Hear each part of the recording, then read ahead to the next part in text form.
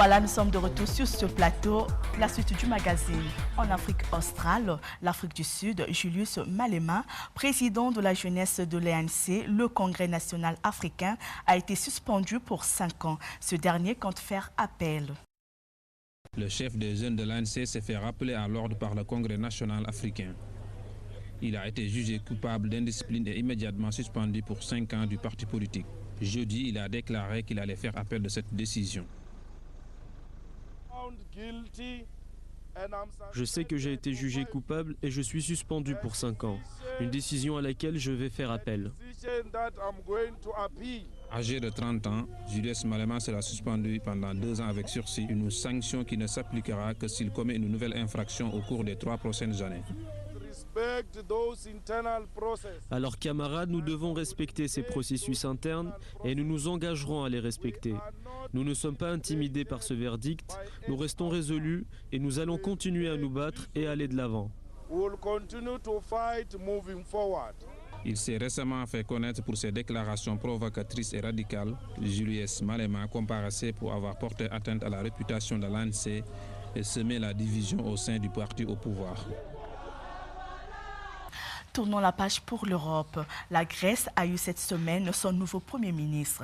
Loukas Papademos a prêté serment à Athènes. C'est un ancien gouverneur de la Banque centrale européenne. Il n'appartient à aucun parti. Il remplace Georges Papandréou, emporté par la crise de la dette grecque. En Grèce, Loukas Papademos est officiellement devenu le nouveau Premier ministre après avoir prêté serment cet après-midi à Athènes. Cet ancien vice-gouverneur de la Banque centrale européenne n'appartient à aucun parti. Il a succédé donc à Georges Papandréou, le socialiste emporté par la crise de la dette. Il a annoncé un large gouvernement d'union taillé pour la crise. La correspondance d'Alexia Kefalas. Leur priorité, ce sera d'abord de sauver la Grèce de la faillite, de maintenir la Grèce dans la zone euro. Et il faut savoir que la tâche sera difficile car c'est un gouvernement éclectique avec des ministres conservateurs, des ministres socialistes et des ministres populistes. C'est d'ailleurs l'intérêt un peu de ce gouvernement qui est d'ailleurs très contesté pour le moment puisque pour la première fois depuis 1974, on retrouve le retour de la démocratie. Donc on retrouve des ministres populistes et notamment au ministère des Transports. Et pour me rendre ici devant ce Parlement, j'ai pris un taxi et justement ce chauffeur de taxi m'expliquait qu'un ministre populiste au ministère des Transports qui va devoir mettre en œuvre l'ouverture à la concurrence des professions comme celle des chauffeurs de taxi, eh bien ce sera très difficile. On m'a parlé d'un véritable bras de fer, donc on va beaucoup entendre parler, forcément ça fera couler de l'encre.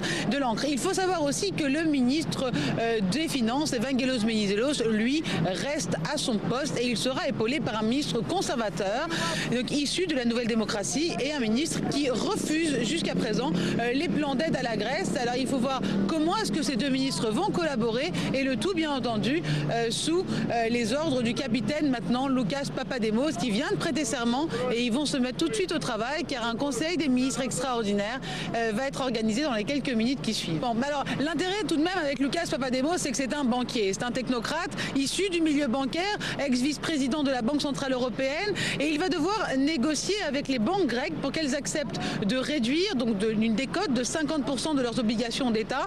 C'est donc une étape importante et ça fait partie du plan européen qui a été voté le 27 octobre dernier. Donc il y a cette étape-là, il y a une nouvelle étape aussi qui est la rigueur jusqu'en 2020, c'est ce qu'impose aussi cet accord européen et forcément eh bien, on aura une réponse de la rue des Grecs asphyxiés par l'austérité depuis maintenant 18 mois. Ce sera donc une pilule difficile à faire passer, mais pour le moment tout le monde est confiant dans les partis politiques. Ils donnent leur entière confiance en Loukas Papademos. Au Portugal, le gouvernement vise à diminuer les dépenses publiques. Le débat du budget 2012 a lieu dans cette semaine. Le ministre vise une diminution des dépenses publiques sans précédent. C'est ce qu'a annoncé Pedro Passos Coelho à l'ouverture du débat au Parlement sur le budget 2012. Il a vigoureusement défendu hier les objectifs de rigueur prévus par ce budget afin de respecter le plan d'aide de l'Union européenne et du FMI. Dans cette période de turbulence que nous vivons, le budget n'a pas de place pour les doutes ou pour les calculs politiques, autres que ceux pour garantir que les buts sont atteints, a déclaré Coelho. 3 partis s'opposent au budget 2012, notamment le bloc de gauche, mais son adoption le 30 novembre ne fait pas de doute. Coelho dispose d'une majorité confortable et de l'accord tacite du Parti socialiste. Il y a 2 dirigeants européens, Merkel et Sarkozy, qui négocient entre eux et en public la création d'un nouveau mur de Berlin pour exclure une partie de l'Europe. L'Europe est aussi la nôtre, a déclaré ce député du bloc de gauche. Une grève générale est prévue le 24 novembre à l'appel des 2 grandes centrales syndicales du pays. Le budget 2012 prévoit notamment la suppression des 13e et 14e mois pour les fonctionnaires. Armistice de la Première Guerre mondiale, le président français Nicolas Sarkozy avait annoncé dans la semaine sa volonté de dédier la cérémonie du 11 novembre à tous ceux qui sont morts pour la France. Un reportage de nos confrères de France 24. 4 enfants dont les pères sont décédés en Afghanistan. Pour la première fois, ce 11 novembre rend hommage à tous les soldats morts pour la France. Ceux de 14-18 jusqu'aux soldats tués récemment dans les montagnes afghanes. Le président prend place aux côtés des 4 enfants. À côté, dans l'assistance, parmi les militaires, les familles des hommes décédés en opération. Chef de bataillon, Benoît Dupin, mort pour la France. Au micro, la liste des 24 soldats tués en Afghanistan depuis le 10 novembre de l'année dernière. Mort pour la France. Ensuite, le président s'avance avec les 4 enfants. Jeanne, 11 ans, Henri, 9 ans et demi, Kylian Rakim, 7 ans et Baptiste, 8 ans. Après la disparition des tout derniers combattants de la Grande Guerre, le président a souhaité faire évoluer la cérémonie. Pour la première fois, elle n'est plus consacrée uniquement au souvenir des 1 400 000 poilus morts durant le conflit. L'hommage est rendu aujourd'hui à tous les soldats morts pour la France. Et ce matin, on a vu des images inédites, étonnantes. Les 4 enfants ont signé le livre d'or. Le président est resté à leur côté durant toute la cérémonie. On l'a même vu passer une écharpe autour du cou du petit Kylian Rakim qui avait froid. Ensuite, il a annoncé officiellement sa volonté de faire évoluer cette commémoration.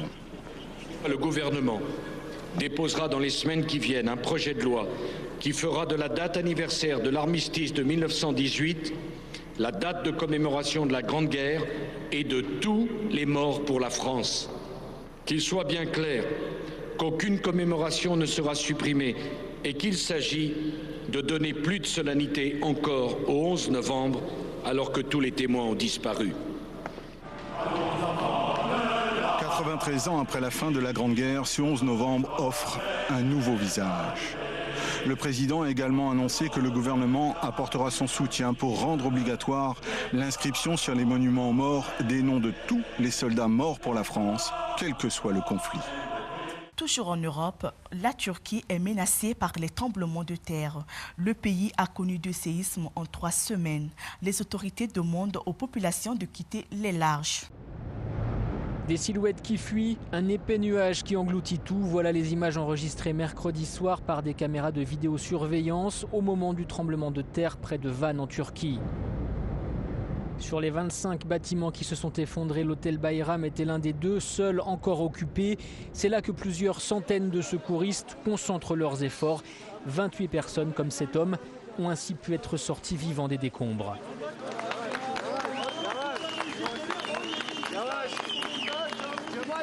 Au moins 12 autres personnes ont péri, un bilan qui s'ajoute aux plus de 600 victimes d'un premier séisme survenu dans la même région 3 semaines plus tôt. Cette japonaise a été parmi les premières personnes secourues mercredi soir. Elle raconte que lorsqu'elle a enfin pu ouvrir légèrement son œil gauche, la lumière de son ordinateur portable lui a permis de ne pas être totalement dans le noir. Une lumière qui l'a réconfortée et lui a donné de l'espoir. Plusieurs dizaines d'habitants de Van ont manifesté leur colère contre les autorités qui assuraient il y a peu qu'ils pouvaient retourner dans leurs habitations. Un rassemblement réprimé sans ménagement par les forces de l'ordre. La répression continue en Syrie. Ce vendredi encore, plus d'une vingtaine de morts a été enregistrée. Human Rights Watch accuse le régime de Bachar al-Assad de crimes contre l'humanité. Chaque vendredi est une journée meurtrière en Syrie. Human Rights Watch accuse le régime de Bachar al-Assad de crimes contre l'humanité. La répression a fait encore plus d'une vingtaine de morts vendredi. Au Caire, les ministres arabes des Affaires étrangères se réunissent à nouveau ce samedi. Les précisions d'Alexandre Bouchanti, notre correspondant. L'opposition syrienne réclame d'abord le gel du siège de la Syrie à la Ligue arabe, réclame aussi que les ambassadeurs de Syrie soient expulsés des pays arabes et que les pays arabes retirent leurs ambassadeurs de Syrie et demande aussi que le Conseil national syrien soit reconnu comme le représentant légitime de l'État syrien. Et cela va être d'autant plus difficile d'arriver à une sorte de mesure concrète importante parce que la Ligue arabe veut prendre une décision consensuelle. Or, une décision consensuelle dans l'état des choses est extrêmement difficile étant donné qu'il y a beaucoup de divisions au sein de la Ligue sur les mesures à prendre à l'égard de la Syrie. Il y a ceux qui soutiennent la Syrie. Évidemment, il y a le Liban, qui est une sorte de pays satellite de la Syrie, en tous les cas aux yeux de l'opposition.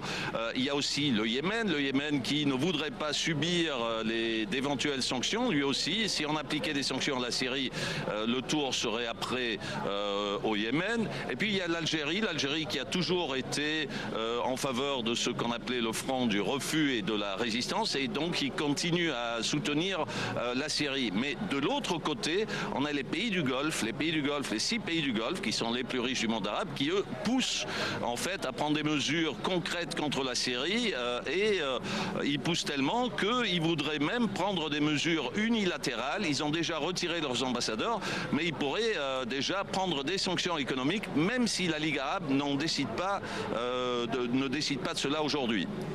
En sport, pour terminer, le gouvernement ivoirien a débloqué des fonds pour mobiliser les fans afin de soutenir les éléphants lors de la CAN de 2012. En Côte d'Ivoire, les supporters derrière les éléphants pour la CAN 2012. Le comité national de soutien de l'équipe nationale entame une campagne de mobilisation de ses supporters pour la CAN 2012. Une cérémonie était organisée à cette occasion pour préparer cette grande édition continentale co-organisée cette année par le Gabon et la Guinée équatoriale.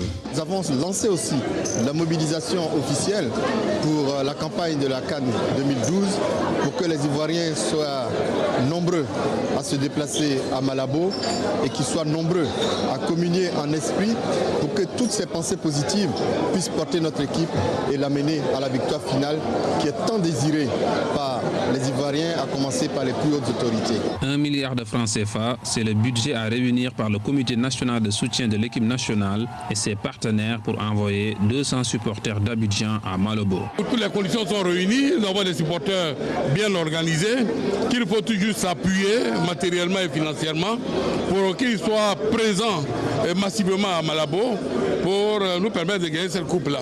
Le CNSE bénéficie également de l'appui de la Fédération ivoirienne de football présente à la cérémonie. Disposition du CNSE pour faire en sorte que ces activités aboutissent et que toutes les structures qui seront contactées apportent leur soutien au CNSE afin que l'équipe nationale de Côte d'Ivoire participe à une CAN avec suffisamment de moyens et qu'au soir du 12 février, nous puissions remporter la victoire.